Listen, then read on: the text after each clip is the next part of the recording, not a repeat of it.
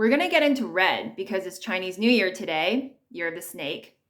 And red has been the lucky color in China since the time of ancient legends. Red is the color of luck, of happiness, festivals, weddings. Chinese people all wear red to weddings.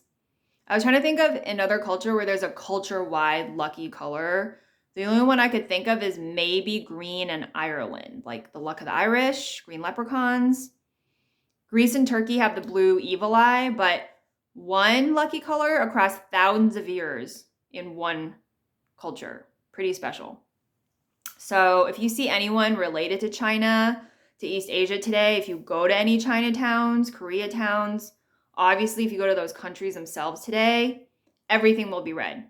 It's what people are wearing, eating. Red envelopes are being given to children, red dragon dances, to start the year off on a lucky and happy note. That being said, red has been an incredibly powerful and symbolic color across many ancient cultures and more modern ones.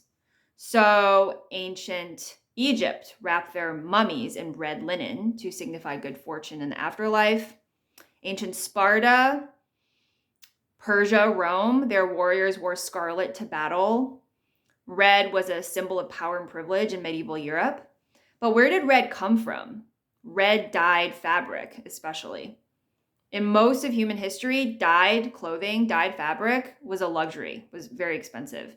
And red dyed clothing, red dyed fabric was one of the most expensive of all. The earliest artifact we have of red dyed fabric is 8,000 years old from Turkey. Ancient China, the sources were like plants like the madder plant and saffron. And then there was an insect across the eastern region of the world called the Kermes bug. Pregnant Kermes bug produced red dye. It's very grisly. In Europe and then many of the Americas, the red dye, an insect source of red dye that was very popular was the cochineal beetle. If any of you drink and are familiar with the Italian liqueur Campari, that brilliant red dye originally came from the cochineal beetle.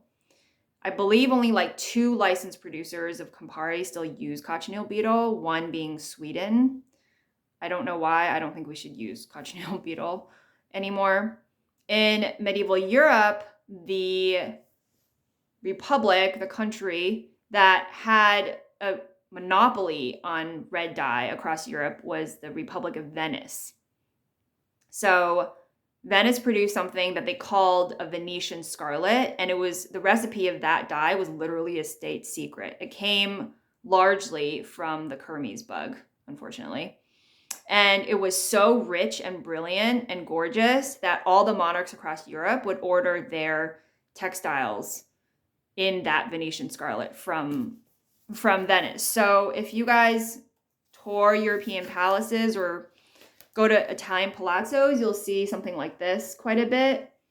You'll see red textile as like the wall covering, as bed coverings. This is already faded from hundreds of years, so just imagine what it looked like new. That was a huge source of money for the Venetian Republic.